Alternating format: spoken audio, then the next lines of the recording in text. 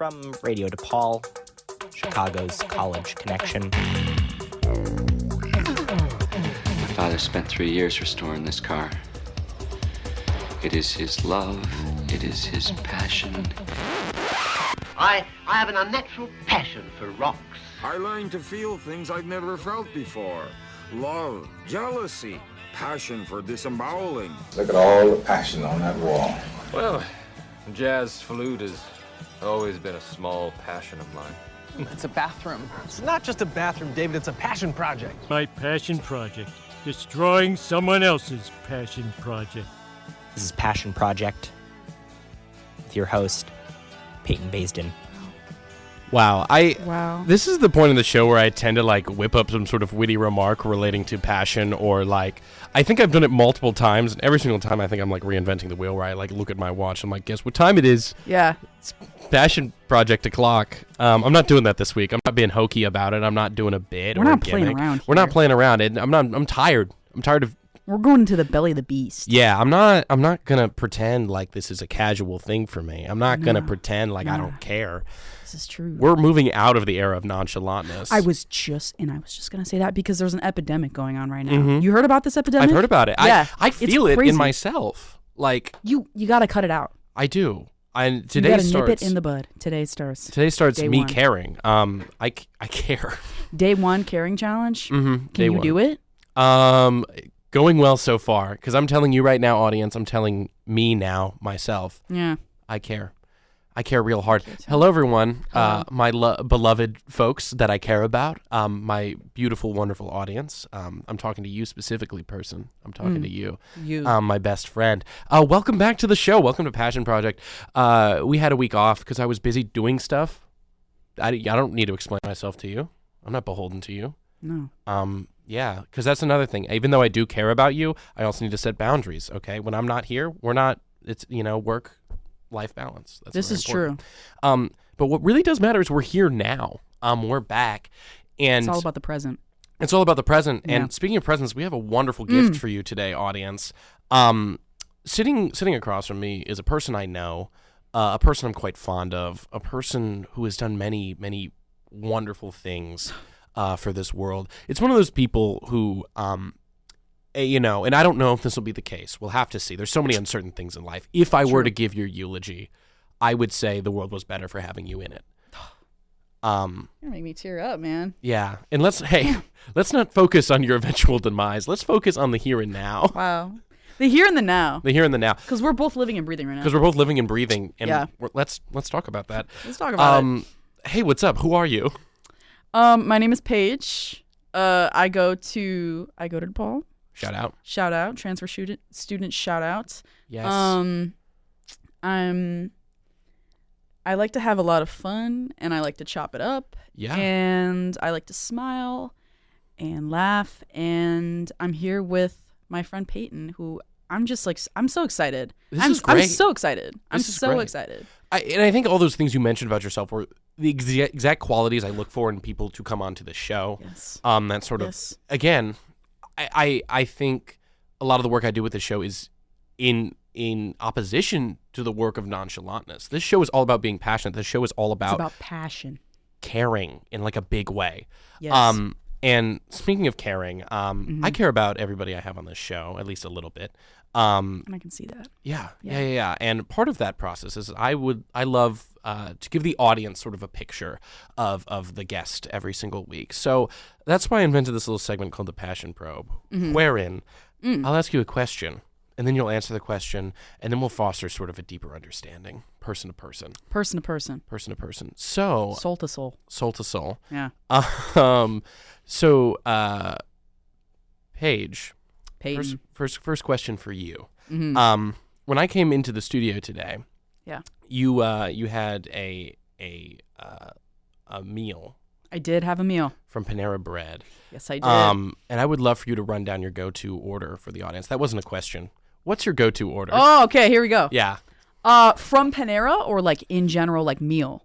Let's start specific and then open it up. Okay. Yeah. No. Yeah. Panera. Okay. So usually. I'm a you pick two kind of gal. Yes. Because I love the option of having two things. Mhm. Awesome. Get a little taste of both. So I usually get the Mediterranean veggie sandwich. Okay. And then I like to switch it up with my soup, but I always do like to get a soup. Mm-hmm. It's been the mac and cheese. Mac and cheese is not a soup. We could argue that it's not a soup, but I have been getting the mac and cheese, and I think it's so scrumptious and so good, and that is what I get. Yeah. Yeah. I think that's a phenomenal choice. Thank you. How do you feel about dipping? Sandwich and soup or sandwich and mac and cheese? How crazy do you get? Oh, I get crazy. I get in it. Mm-hmm. You know, I get really in it. I'm a big scooper. Mm-hmm. If I get a side of bread, what I will do is I take out the dough of the bread. So then the crust of the bread. So say I have a soup, right? I have my own makeshift bread bowl. So I eat the bread, right? The inside of the bread, crust of the bread becomes the bowl. Put the soup and/or mac and cheese in the bowl. Eat it. Would you? I mean, from my familiarity with the shape of Panera Bread's bread, yes, it's typically a little longer, and in my mental image, it's kind of cup-like, especially in the scenario that you're describing. No, it is. So do you like fasten yourself a sort of cup and then drink soup from it, but the cup is bread? Great question. I kind of like work my way down as I go. So I put the material, so the bread becomes a vessel. The soup and or mac and cheese get in it. Eat it like it's out of a bowl, right? And then as the bread is touching the substance, I eat a little bit of slowly off it, so then it kind of becomes reduced to like a base. Does this make sense? I'm following. I'm trying to paint a visual picture, but it's like you eat the bread and the soup as it goes. Kind of like together. A sandwich. Yes. Interesting. Yes. Fascinating. Yes. Yeah. People, there's methods. Everybody's got a method. And I do switch it up. I'm a woman of versatility, you know? Yeah. Again, one of your strongest traits, I'd say. Thank you. And adaptable. It's so mutual, man. Adaptability. It's important. It's really important. It really is. Another question, just sort of based off of the conversation we were having previously. I had the pleasure of looking at you do some work as a barista of sorts. I am. Yes. I say of sorts, even though you just literally are a barista. This is true. It's the work you do, and you were showing me some of your latte art, and I just wonder, when you're in that sort of work environment, how do your personal experience sort of inform the art you create? Is the first part of the question. The second part is like, what does it feel? I think in a lot of like cooking contexts, people see it as art. I would say definitely the work you're doing is art. What does it mean for that work to be consumed, like and gone in an instant? Wow, the impermanence of it, I think. No, yeah, wow. Geez, I really haven't thought of it like that. It is kind of like a metaphor for consumption, no? Yeah. For capitalism, right? Yeah. It's so, point blank, I feel like I've just kind of become a little desensitized to it, I guess. My art just like being consumed for the regular day person who needs their coffee and they don't even show appreciation and they just sip on the coffee like it's nothing. Yeah. Yeah, now that I think about it, I mean, it kind of does like, it kind of hurts a little bit. Yeah. But every so while, I mean, there's still good in the world, right? So there's still a lot of good Samaritans and good human beings out there that do, they open the lid because everything, we don't have ceramic like cups. We just kind of just put it in the straight in the paper, sometimes someone will take the lid off and they'll be like, oh my God, look at this. Wow. But to be honest, in full honesty, the latte art that I make, it's god awful. So I'm kind of really happy that it's being consumed, and as long as the coffee sounds good or the coffee tastes good, that's all that matters to me. As long as I'm like satisfying someone's taste buds, I'm happy, Yeah. I work for the people. I'm a woman of the people, Yeah. That's really wow. You bring up a great point. It's something I think about. Do you think about that? Yeah, when I make sip art latte art and when I sip. Yeah. When I sip and I make.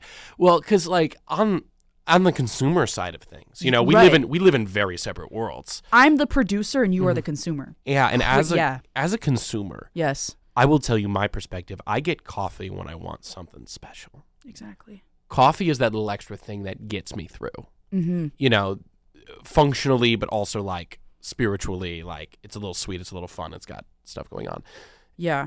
And when there is that sort of extra personal touch, Yeah. be it, you know, doodle on the cup, be it doodle in the latte, be it like that beautiful picture that somebody has created. And I've discussed this a lot, you know, like what is art? How do we quantify what art is? Right. And I'm a firm believer that art is anything that is done with a commitment of time and intention. Mm-hmm. And so that's why, I mean, I classify all the work you do as art, and that means something, especially as somebody who's receiving that. Yeah. You put in the time and effort to make something unique, to make something special. And that is never lost on me. Wow. Yeah. I just want you to know that like your appreciation does not go unnoticed. Mm-hmm. We need people like you. I'm going to go into your place of work every day, and Please do. I'm gonna take a Please coffee, and I'm really gonna look at it and be like, "Hey, Man. thank you, Thank you. thank you." Thank you. Yeah. Wow. That makes me feel really special. Yeah. Hey, you are. You Never can- let anyone dull your sparkle. Same goes to you, man. Same goes to you. Wow. One more question. This one's Yeah. also really deep. Hit me, man. And really crazy. Mhm. Would you rather, on command, have the ability to turn into a bird or a fish? Oh, bird. Easy. Okay, awesome. Easy. And can I say something? Of course. I asked all these questions from a place of impartiality and like, you know, Yeah. I just want genuinely to get somebody's opinion. I don't get why anyone would ever pick fish. A lot of people have. I love them. I love them dearly. But I don't get it. But also, and this is just something that I've thought about, is that, you know, fish don't know what water is, right? Right. They understand like that it is a substance that they move through, but they don't understand like, you know, it's their air, you know? So like in a way, they are all kind of flying through the ocean, right? Right. And how awesome would that be to just glide through the air however you wanted, as a bird would do on land, Right. terrestrially. So I guess being a fish could be okay because you are technically flying in the water. Do you see what I'm saying? I definitely see what you're saying. You know And what I'm saying? I think Yeah. it's a bit more fantastical. We don't really have access to that world. We don't. So imagine being able to fly and having access to that world. Mm-hmm. Because that, What a feat. it feels much more foreign. If I was a bird, I Yeah. would be living and walking and talking in the same space as I do. Right. Except maybe a little higher up. Except maybe a little higher up, and you can move as you please. Mm-hmm. Yes, and you can get to places really fast. I could. You Yeah. could. Especially And that's- vertically. That's Especially vertically. Yeah, Because you can like- walk and you can fly. right. I don't have a lot of vertical mobility as is. No. I just think What about horizontal mobility? I'm pretty good at that. Okay, yeah. Like just walking across a plane. Yeah. I'm like, I can do that. Yeah, but vertically, that's a different story. I can go up a few feet maybe. Okay, yeah. What I'd love to do more. So you would be a bird? Yes. Okay. Yeah. What kind of bird? And that's the rub. My first thought was penguin, but that kind of defeats the point. Yeah. Of flying. Well, if I said puffin, Ooh. because Same they vibe, really just fly, can fly. can and fly. that's, Yeah. Because again, Yeah. penguins have beautiful water mobility. They get access to that Wonderful world. water mobility. They do. They do. So that's a thought. And my other answer would be like duck, because I think duck does a great job Classic. of traversing all Classic bird. all means of. And they like float Transportation. too. Yeah, Like, they do. You ever seen a duck float? Mm-hmm. All the time. Love that. Mm-hmm. And geese Geese. Yeah. and swans. Yeah. Great That's birds. beautiful. Maybe pelican, because I like what they got going on. They have a lot going on. They have over a lot there. going on. Very like they make such guttural noises. Mm-hmm. I like that. If I was a pelican, I'd never shut up. I'd never shut up, and I'd always be holding things in my little gullet. I'd always be holding some random stuff. Because I'd always get, like, that's great for gift giving. Like whenever I'd pull So up awesome. to the function as a pelican, I just flop out a Hey, guys, check fish. this out. Yeah, Yeah. I'd be like, guys, look what I found. Yeah, look at this, guys. Yeah, It's got my Um, saliva on it too. You like yeah. that? Yeah. they would love that They because would I'd love be it. so beloved in this circle because I always bring gifts. You're I'd be the like, gift giver. yeah. Wow. giver of gifts. This is true. And then I guess last sub question for Ooh. our passion probe today. Okay. What's your bird? What's my bird? What's your bird? What kind of bird would I be? Yeah. Oh, a bald eagle. A bald eagle. Fire. Incredible birds. Symbol of courage and bravery. And if you detach it from the symbol of America, they're so awesome. Yeah. They're so lit. They're cool birds. Beautiful bald heads. Huge. Stoic. Yeah. Masterpieces of the world. Like, awesome birds. Just. I think they do a lot of great work too, sort of around the bald stigma and like working through that and bringing so much good energy. So much to a word that many would consider to be, negative or have many people have negative associations with that. I think this is true. You could do a lot of great work. You can do incredible work. Well, Paige, thank you so much. I think I get you now. Thank you, and I understand you. Yeah, psychically. Like, now that we're like on the same level here, now that we're connected. Did you? Oh, did you install your Neuralink yet or no? I think so. You did? I think. Okay, what am I thinking of right now? Pancake? Bro. Okay, you did. Okay. Yeah, we're on it. We're Neuralinked. Okay, yeah. There's just like a crazy amount. Like, it's always like pinging me with like updates and stuff, so I don't like know what version I'm on. You gotta update. Should I? Is it worth it? It's on 16 right now. Yeah. Okay, I'm on like 14.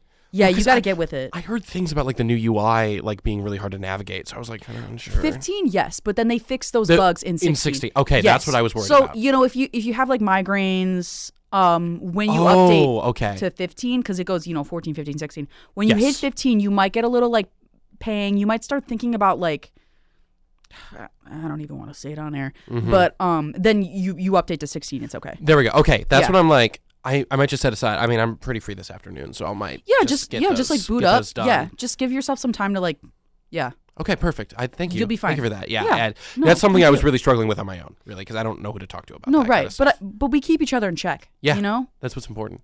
Always important to check up on you. Yeah. Speaking of checking. Checking in on Passion Project show. Yes, we're on air. What are you here to talk about? What's up? Hey, how are you? Hey, I'm you want to hear what I'm passionate about? Yeah, what are you passionate about? What do you like? All right, Peyton, I'll tell you. What's cool? What's cool? All right.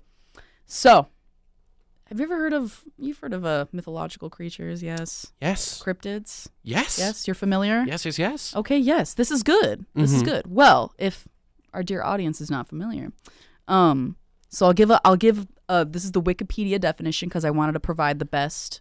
Clarity here. That's important. Clarity. Yeah. So, cryptozoology is a pseudoscience that studies and searches for animals or other creatures whose existence is unrecognized or disputed by science. So, these creatures can come from folklore, they can come from random sightings, they can come from old legends, they can come from anywhere, but science has usually confirmed that these creatures are not real or they don't know yet. So some common examples, we got Bigfoot. Shout out. El Chupacabra. Yes. Mothman. Jersey Devil. Your classic Skinwalker. And many such cases. Loch Ness Monster. Are you familiar? Yes, the monster. Yes. Yeah, are you picking up what I'm putting down? Yeah. Yes. So these are your like classic cryptids. Do you happen to have any favorites?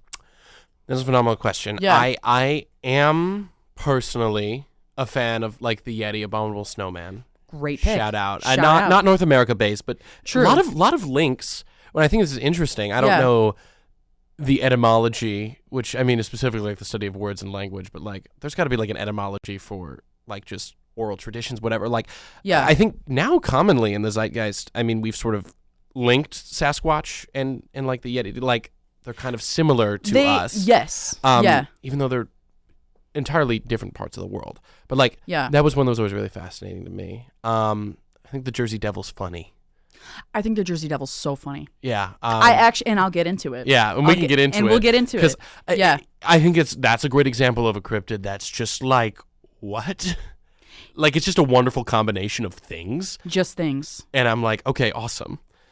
But it's so awesome because usually most of these things, they come from like human eyes. Like people have claimed to have seen these things and then like that's what they saw. Right. that's what they saw, and that's crazy that their brains can like make up those things, you know, such as the Jersey Devil. Such as It's something such so as. sick and twisted. So, just sick and twisted, man. Just like crazy. Yeah, but Yeah. I've been a lifelong cryptid fan. Yeah. Every single year at the Scholastic Book Fair, then come out with one of those new books that was like, Yup. the monsters of this time The and place. monsters of North America and Yes, Illinois yes. and the Midwest. Yes, all the scary creatures in Ah, the little Illinois. buddies, huh? Yeah. Yeah, And you'd open up the page and it'd be a freaky picture of something. I know. And then they'd put it next to a human guy and they'd be like, that's how big it is. Yes, the size comparison. Yes, Very helpful. very helpful. I'm a big fan of visuals. I love. This is what I hate about like AI, because like the best kinds of things come from the human mind. So when people are trying to draw descriptions of like these creatures, it's coming from the human mind, right? I'm tired of this AI crap. Yeah. And Whoa. Okay. All right. Sorry. All right. Sorry. That's I know. No. Yeah. No. Yeah. I'm there with you. No, exactly. I'm just very, Yeah. But that's, I mean, like, man. But I do love visuals. I love when I see like depictions of these creatures. Because that's always very fascinating. And Yeah. In terms of the public eye too, you look at somebody like Bigfoot. The like characterization of him is either he's quite beloved. I have a sticker of He Bigfoot is, on yeah. a skateboard. I'm That's like, awesome. That's cool. That's so lit. That's cool as hell. Like He this is so guy's cool. this guy can hang. This guy can hang. This guy can hang. But then like sometimes it's like, yeah, he'll eat you. He'll like throw you off a cliff. But see, you gotta leave some room for like benevolence. Like maybe he has a kind heart. We don't know this. Well, because I think We don't know there's- this, and there could be multiple Bigfoots, and we'll get into that. Yeah, that's we Yeah. totally will. But 'Cause he could eat you. maybe if I was could. evil, if I was morally dubious, If you were he evil? should. He should. That's his right. If That is his right. Yeah. If I'm yucking his yum, if I'm up in his woods and I'm Yeah. disrespecting his Yeah. home, of course. Does a Bigfoot poop in the woods? Exactly. Exactly. Exactly. Exactly. And think about that. And think about that. Yeah. Because I think there's also, I think something that's so fascinating about this phenomenon too is how we sort of connect broader ideas and use these creatures to sort of tell those stories. Because I think there's sort of this idea of sometimes like justice or like the natural order of things. Like these people, these cryptids, some are people, some are not, some are weird it's combinations. debated. It's debated, yeah.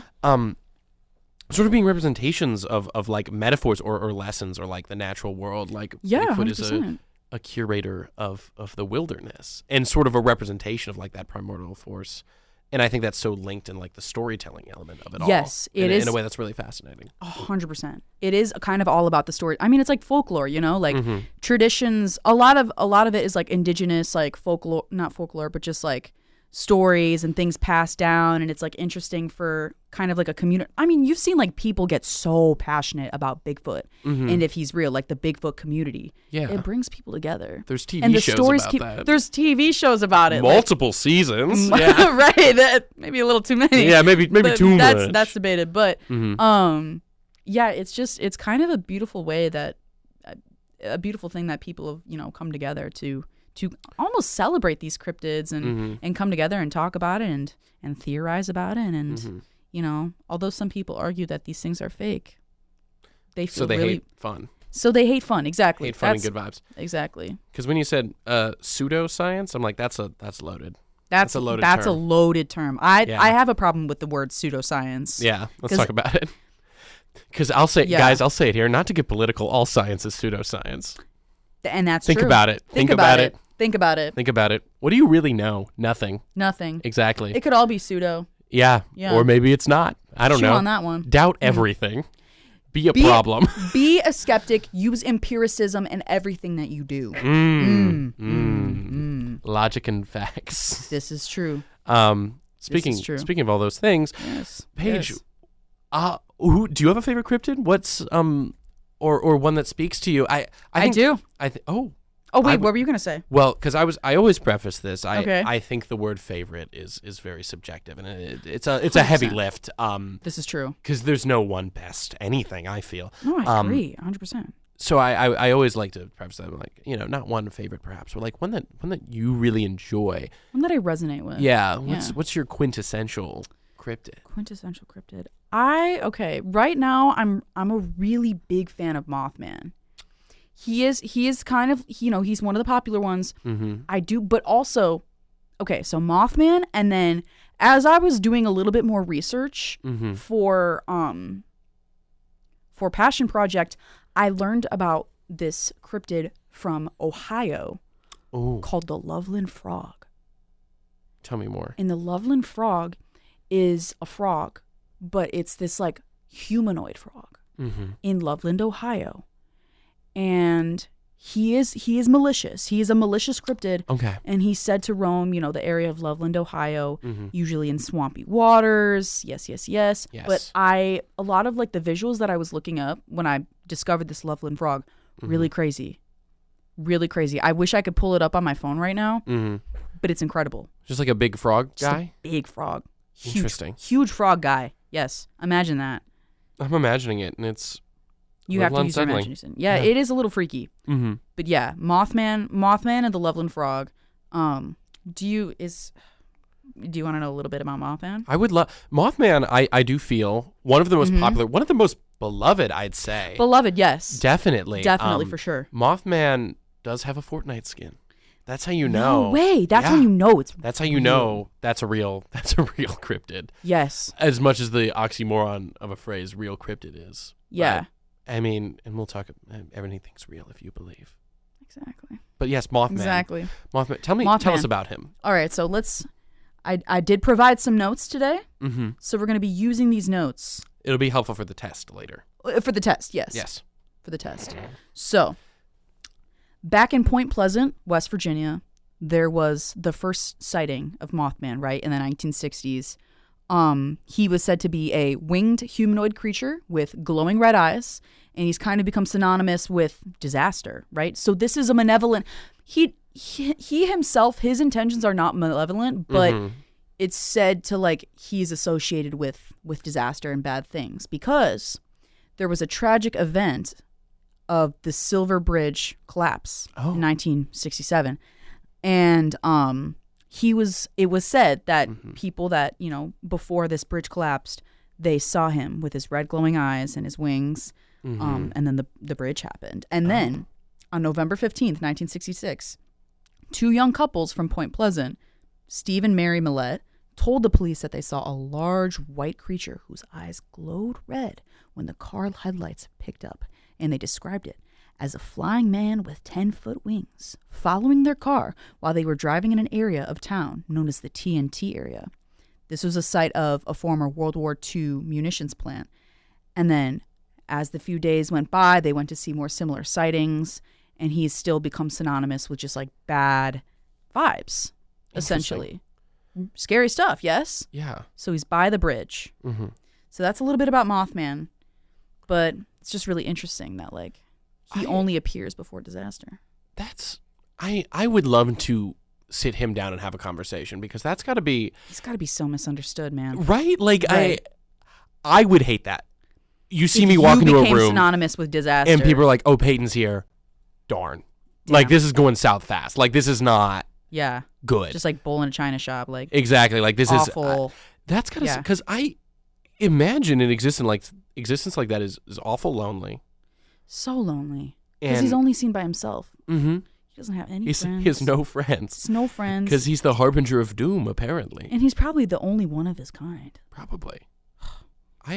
I feel for him, but which I do too. I mean, I will say, and I think that it is truly a blessing that there is just like an outpouring of support for Mothman, just as like a creature, because he has a fairly substantial fan base. He does, yeah. Lots of fan art, cosplay, Fortnite Lots. skin, aforementioned. Fortnite skin. Yeah. Yeah. Oh, you know what? I do know the Fortnite skin. Yeah. Yes. I know exactly which one. Yes. Yes. And he's really chill and he's really cute. He's so cute. He's such a cutie patootie. Mm-hmm. I see I had a friend who had like a Mothman. I don't know if it was like a sweater or a shirt, but like he looks sick on apparel. Mm-hmm. He looks sick in general. Like Yeah. he's just awesome. And moths are great. Moths are cool. There's a big stigma around moths. Yeah. Huge stigma. And he kind of he got roped into that. It would be terrible, I feel, if there was a butterfly man who was like the harbinger of all things good. And you know, when you see Oh my God, if I saw Man, Butterfly Man, yeah, and it was like, wow, everything's going to get better. That, again, I don't want to put Mothman in a deeper hole, but like that would be terrible for him. Like if there was just a version of him that was good and better, and like, yeah, again, reinforcing these societal expectations around moths and butterflies is like, well, it's kind of like the age-old like Hades and Zeus, like yeah, the devil. Well, maybe not to get religious on here. yeah, no, but, let's you know take the dive. Let's get in you that. know that kind of like the misunderstood, like what's that one Christmas? Well, it's like Santa and then the bad guy, Krampus. Shout out. It's like that. Mm-hmm. Well, you know, the idea of a necessary evil, you know. Maybe Mothman is that necessary evil, because you can't have, you know, it's all about duality. You know, It this. is. It is. You cannot, things cannot exist without good or bad. Mm-hmm. They must coexist. Yeah. I think Mothman's another great example, too, of you'll see a lot of stuff.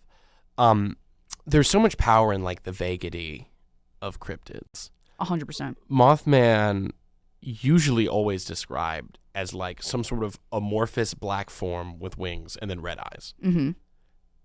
And I think that the basic, you know, nature of that description allows people to really like fly with it in a way. Yeah. Pun intended, perhaps. Pun intended. But like people can really make that whatever they want, and I think that again, like it's really, a very malleable concept. Mm-hmm, yeah. Really supports like the storytelling element of it too, because when you get too concrete, when you get into quote unquote real science. Whatever. Pseudoscience. Because then, like, that's when you know everything. Exactly. And dare I say, it becomes less interesting. Exactly.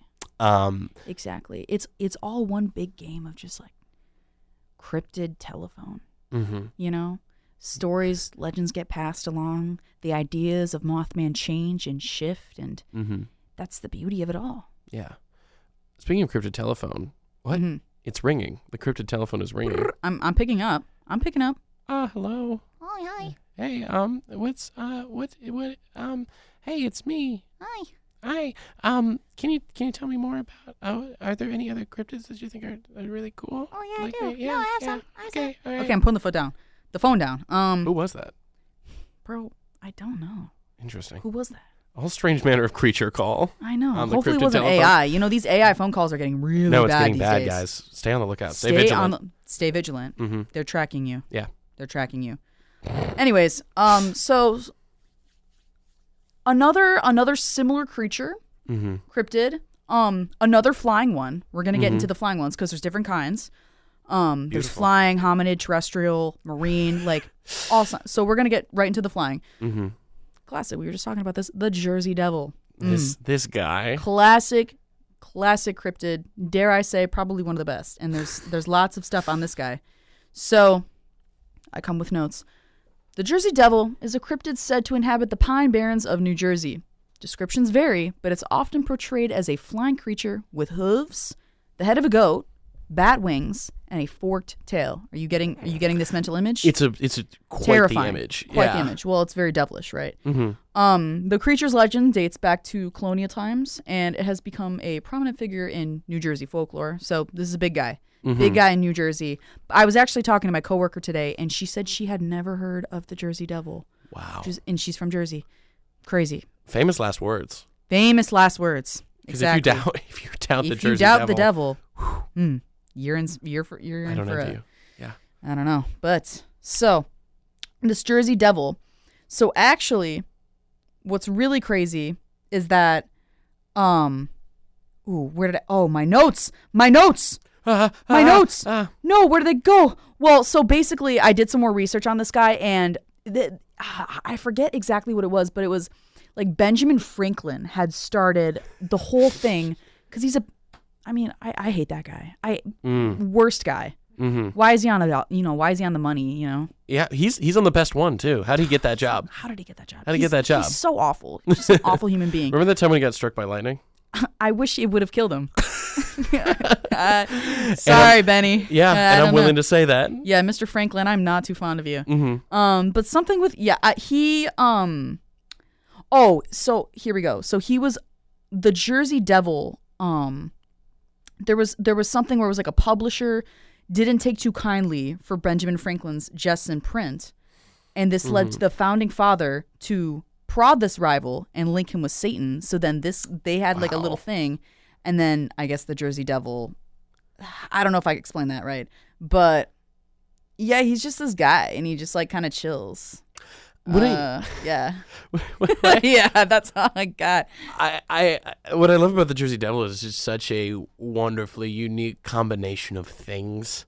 No, exactly. That it's just sort of like, it makes a lot of sense to me that like, yeah, this came out of two people beefing and one guy being like, what's the worst thing that could possibly happen? Exactly. Like, what if there was a goat, but it had like a person body, but also it still had hooves like a goat, but also it can fly because it has bat wings, and also it has two tails. And also it's got a forked tail. And also it's the devil, but it's also a goat. Yeah. But they do say that goats are synonymous with the devil. Exactly. Exactly. But also it looks like a horse, because if you look up some pictures, the Jersey Devil does look like a horse, which throws you off. Yes. I've seen like various iterations where like sometimes it is bipedal, sometimes it's not. Like it like leans into different. It leans into like directions. the four-legged direction. Yeah. I've only seen it as bipedal. I like that word. Good word. Good word. Today's word of the day. Bipedal. Bipedal. Which we all are. Yes. Well, most of us. Some of us. The majority. Unless there's a third option. Yeah, unless secret third option. Some cryptids are listening and you're not. You're not into that. Which Hey. We're not trying to yuck any yums here. No yucking of the yums tonight. That's not what we do. No. But yeah, I don't know. It's just such a funny combination of things, and the New Jersey of it all, random. as like the final layer on top of this. I love that. Correct me if I'm wrong. Yeah. I don't think any other United States state has a specific cryptid. Like that's our guy. Well, Loveland Frog, perhaps, but that's not Loveland like Frog, Ohio's guy. No, there's no like California creeper. Like, yeah. There's no. I mean, there's some in certain regions, like Midwestern regions and like that kind of stuff. But Like, I don't think there's a specific state that has like this. Yeah. There might. It's in the there's name. the Michigan. Oh, there's the Michigan Dogman, which I recently learned about. The Oh my- Michigan Dogman's a fire crazy pole. one. Yeah. You just pulled something out of the back of my brain. Let's Yeah. talk. Can we talk Michigan Dogman? We can talk about the Michigan Dogman. Yeah. Lore dump. What's this guy's deal? So this guy is just like a guy who looks like a human and is also a dog, and he's in Michigan.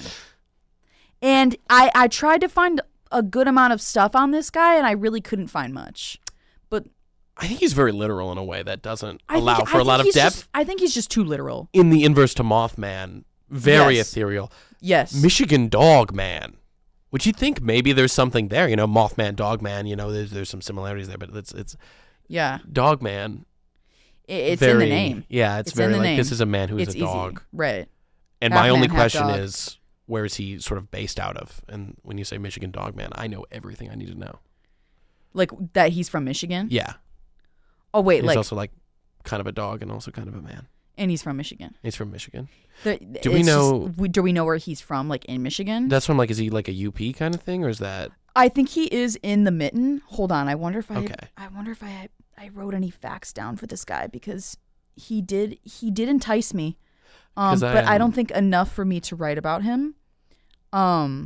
Because that reminded me, I made a foible a few weeks ago. Okay. Where I was talking to somebody. I met somebody. I'm like, oh, you're from Michigan. I'm like, Yeah. oh, or so you from the UP or Michigan proper? You I'm go like this. You do yeah. the hand thing where one hand is on top and the other one. Yeah. And then I'm like, that was very And then loaded. you point on the hand. Yeah. Yeah. I've met. They love that. They love that. But I'm like, that was a really loaded statement. I didn't want to imply that the Upper Peninsula is not a real part of Michigan. I know many wonderful Upper Peninsula folk.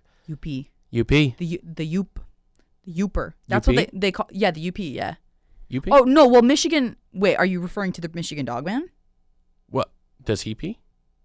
Do we know? He must pee Like a dog. like a dog. That's part of. The But dog I of think it all. I think it's different though, because he's bipedal. So Wow. yes. So who knows how he pees? God no. Okay, wait. There is more depth to the Michigan Dog I Man guess than there initially is. Yeah. anticipated. Does he sit on the toilet? I think he could. Does a dog man pee in the woods?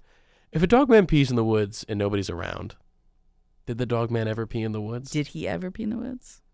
I'd say yes, because I want to believe. Many such cases. Many such cases Yes. of dogman pee in the woods. This is true. Yeah. This is true. Wow. Yeah.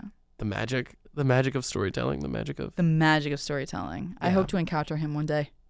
I hope so. Let's go screw around in Michigan. Let's see what's happening. Let's go find out. Yeah. Let's fork around and find out. Yes. Yes. In Michigan. In Michigan. When in Hell Michigan? Yes. When in Michigan. What happens in Michigan stays in Michigan. That's what I'm saying. That's what I'm saying. Oh yeah. Yeah.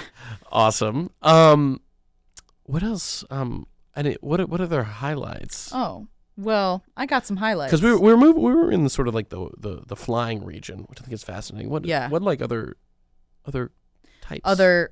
So I'm gonna hit you with the classic, right? Yeah. I think everybody deserves to, this guy deserves, he's in the limelight for a reason. So my friend, my close personal friend, Bigfoot. Yes. Or Sasquatch.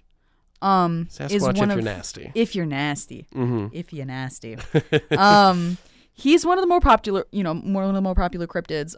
He's usually in the Pacific Northwest. Yes. But he also is in Canadian regions. So Yeah. he's in kind of both. I'm pretty sure he has dual citizenship. He does. No, he got his dual citizenship. Yeah. Oh, fantastic. Me and him really were grateful. chopping it up. Yeah. Okay, good. Yes. Good. Yeah. I last I heard it, I knew it was something he was trying to do, and then I haven't heard since. I haven't No, seen him he in a while. got it. No, he did. It's fantastic. Yeah, because he was born in Canada, but then he came spent to, so much time here. I just I kept telling him, know. I'm like, it's worth it. Dude, like it it's is so worth it. You'll be really glad that you did it. You Mhm. know. Yeah. Yeah, he seems pretty happy about that. I'm really proud of him. Yeah. Yeah, but he's just this hairy dude. He's like 7 or 10 feet tall, so he's like probably as big as these ceilings. Yeah. In this Wow. room right now. Mhm. So pretty high up. He's very elusive. He's been reported for centuries. Mhm. We've heard so much about Bigfoot. Right. And probably because, he does resemble us. So that's been the age-old question, is he a gorilla? Is he some sort of primate? Is he a human? Right. But Just a why is he big so guy. big? Yeah. Why is he so big? But yeah, he's kind of a crazy dude. And we've seen the TV shows, we've seen all the reports. People get really passionate about the guy. They do. And actually, crazy fun fact, a 2020 poll found that 11% of US adults believe in this guy. They do Wow. believe that he exists. I believe. I believe. That's really fascinating. I think Bigfoot's a great example. Also has a Fortnite skin. So that's how you know he's in this like upper echelon of popularity. Exactly. Yeah. He's one. I think it's fascinating because I do believe he's the most studied. He cryptid. is. No, for the sure. most documented. I'll put in air quotes because like there's so much conversation surrounding like the documentation of these things. We've all Right. seen that photo of Bigfoot, that one where he's kind of like Yeah, walking. exactly. Instantly iconic. Instantly iconic because we both know it. Mm-hmm. Incredible. And you've seen like the nests, right? And the footprints. Like people study, the nests that they make and, it's made by, whatever this animal is, whatever this animal is. No, it's not. Right. That's the doing of Bigfoot. I think something that's so interesting about this too. Let's consider both realities. Consider the following. Bigfoot exists. Bigfoot does not exist. If he exists, cool. That's really awesome. Right. If he doesn't exist, who's the guy who's like trying to keep up this facade? Because I want to meet him. Exactly. And I want to talk to him because Exactly. you are just as interesting, if not more interesting than Bigfoot. If Bigfoot Exactly. did exist. Like, who's doing this? I honestly kind of hope that Bigfoot wasn't real so then I knew who was behind all of Who's it. this guy? Yeah. Who is this guy? What kind of shoes is he wearing? Big ones. What kind of nests are he wearing? Yeah. How is he been kept under wraps for so long? Exactly. He maintains this level of like anonymity. There we go. Words. An enemy. And an enemy.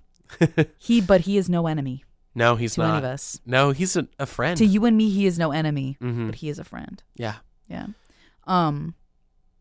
No, but he remains like it just as a perfect amount in the limelight. He Mhm. kind of just shows. He makes an appearance every so often. I like that. Yeah. I like that. Keep And- everybody on their toes, He's got that whole jerky thing going on, which I don't think there's any other. Correct me if I'm wrong. I cannot name another brand that has like a cryptid like sponsor. that has like a No. spokesperson being one of the cryptids, and Yeah. he's doing great work in terms of like representation on that front that I think is really powerful. He really is. He brings a lot. Yeah, for sure. And I'm hoping, in the future, maybe we'll see the Jersey Devil on some products. I think he could. Let's make it happen, Jersey. Mean coffee. Who's the governor of Jersey? I don't know. Someone probably. Get him on the phone. I will call him after this. Call him up. I'll call him after this. We got some talking to do. Jersey Mike's. Get the Jersey. Get them on. Can I get it Jersey Devil's I'll way? let the devil have his way with it. Yeah, I'll get it Devil's way, please. Let's take it in the back and give it to the devil, huh? Mm-hmm. Yeah. Let the devil do his work on it. I'm pretty sure that's where, because he has to have a day job, right? Like in this economy, like no way you can get off on just being a cryptid anymore. No way. No, he doesn't make enough. No, because they don't. Again, it's a whole thing. It's a whole thing. The government refuses to acknowledge these things, so they don't have to pay them. Exactly. Even though they do so much work for this country and they do so much work for the people, and I'm going to stop. They deplete them of the no. You need to speak your truth. They deplete them of their resources. Mm-hmm. They extract them to the very fiber of their being. They reduce them to just oh man.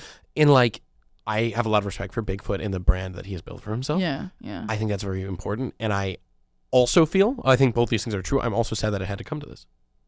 Me too. Because I think he was enough on his own, but he was put in a system that forced him to become a sort of hyper-marketed version of himself. He's really objectified himself in a way that doesn't feel right to me. Yeah. And feels very like inauthentic to the real Bigfoot, but it's just the world we live in. You have to sell out to a degree. But you don't have to. You're right. And it's people like you and I who address it, and we make light of it, and we spread the word, and we spread the knowledge, and we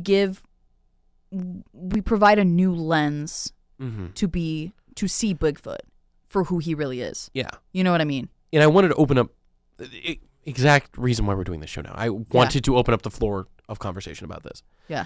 And sort of like how storytelling and capitalism sort of intersect and affect and build off each other, and maybe how, as storytellers, we can make some change and have some impact. Yeah.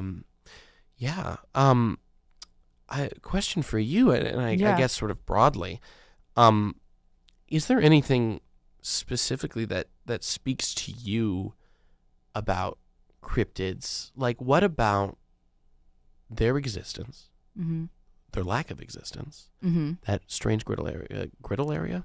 Me when I'm in the kitchen and I'm making pancakes? Me when I'm in the griddle area? Yeah, I'm in the griddle when area. I'm griddling? Let's Flip. flip this. Yeah, let's griddle it a little more. Yeah. Okay, perfect. Yeah, let's get that side done. Yeah. Okay, yeah. But in that like gray middle area, I think is what I was trying to say. There you go. The griddle. Yeah, the griddle. The griddle of it all. Like how? Yeah. What inspires you about these creatures? I've always been a huge fan of like storytelling and fiction, and especially in regards to like creepy, just like slightly creepy things. You hear like urban legends. Big fan of urban legends. Just like things that you just don't know are real, but you've heard from like UFOs and aliens and all of those things of that nature, where people kind of all share really similar experiences in different parts of the world, in different regions, and they kind of form this community to talk about these things that could be real or not. Or not. And I think that's really interesting. I've always been interested in like aliens and like alien sightings, and everyone, it's so strange. Like people can come together and see things like the Jersey Devil and see those same things and have such similar like crazy descriptions. And they all have these shared experiences. It's all about shared experience, right? And community and mystery, and that's what I really like about cryptids. And as we round the final corner of our episode, I have one more question for you. Why do you feel it's important to believe? I think in order to go through your day-to-day life, you have to believe in every sense. Yeah. In yourself, in the people around you. You have to have trust. and confidence, and you have to be brave, and you have to believe that it's all going to be okay. Yeah. It's all going to be okay. And you have to believe. Bigfoot did that. He did. He really did. The Loch Ness Monster did that. Shout out. Shout out. Shout out. Another shout out. very Here we iconic. go. Ready? Yeah. Should we do a little shout out? The shout out. Who are we shouting out today? We're providing visibility to these cryptids. All right, Yes. ready? Shout out Champy. Shout out Loveland Frog. Shout out Mermaids. Oh, yes. Shout out Dover Demon. Oh. Shout out Chupacabra. Mm. I have a lot Chupacabra's of phenomenal. He's the goat sucker. Mhm. Great cryptid. Mongolian deathworm. Not deer. Bigfoot. Not deer, like NOT space deer. Like it's Yes, not a deer. it's not a deer. The But absence it's a of deer, deer. but yes, It's not a deer though. yes. I wish I could provide you more. I have some. That's for the after show. Yeah. The Fook monster. Awesome. Yeti. Yes. Jersey Devil. Mm-hmm. And Mothman. Mothman. Amongst many other Yeah. cryptids. Hundreds upon hundreds of cryptids. I encourage you, loyal listener, to find a cryptid today. Find a cryptid today, kin it, resonate with it, choose it, Yeah. shed some light on it, go about your day. Yeah. Wow. That's all we ask. That's the power of Believing. imagination and creativity. Yes. You have to believe. You have to believe. Believe Mm-hmm. in the Bigfoot. Believe in the Bigfoot. Believe in. Ooh, that was a burp. Oops. Excuse me. Oh, Sorry, burp. SM7B. I just burped on you. It's all right. It's all right. It's, I'm sure much worse things have happened to these Bigfoots. Ugh. You're telling me. Oh, you're telling me. Paige, thank you so much for coming on the show. Thank you so much. This was a delight. You are a light in this life, man. And you know, it's because of creatures like these have inspired me to live authentically and Live find the things that make me authentically, happy. yes. And Yes. find the ways to not dull my sparkle, but make it shine even brighter. Exactly. Don't let anyone yuck your yam. Me when I get my sweet potato dish and my cousin at Thanksgiving is really like, oh, this sucks. And I'm like, no, This it doesn't. yucks. Yeah. And I'm like, stop yucking my yams. Stop yucking my yams. I'm tired. I'm tired of the yuck yamming. I'm sick and tired. No, I'm not. I'm actually having a great time. Me too. Especially because we had such a fabulous guest this week, Paige. Thank you so much. God, she's so awesome. Yeah, it's a star like yours that shines so bright that lets me know it's okay to be who I am. And I'm taking that comment and I'm flipping it back around and I'm sending that same energy your way. Wait, scratch that. Do you feel it? Oh. Reverse it. Oh. And now there's such a great flow of energy here. It's this flow of energy. Do you feel it? Because I do. I feel it. I feel good. I feel awesome. I'm ready to take on the world. I'm ready to take on this entire universe. Yeah. Come get me, universe. Come get me, universe. I bet you can. Yeah, we'll see. Yeah. We'll see if I We'll make see. it back next week for our episode. Awesome. Which we'll have next week. Yes. Paige, you probably won't be here. So I'll miss you. I miss you too, man. but And hey, maybe you could stop by on our radio show for a little bit of adventure. You know I'm always down for adventure. That's like my favorite thing Love to do. adventure. Yeah. Anything you want to plug? Shout out. Every Tuesday, 7 to 8 p.m. Source Trust Me Bro. It's basically like Wait, Don't Tell Me from NPR. It's a musical game of two truths and a lie. And yeah, I would love to have you as a guest, Peyton, because we love music. And I love lying. And so do I. It would be great. Yes. Thank you so much again. Thank you, valued listener, for listening. I couldn't do it without you. Couldn't do without you. And we'll see you all next week. Bye, I guess. Bye. Beautiful show. Oh, wow. That was so lit. Wow. We make magic happen. We do make magic happen. That was magic.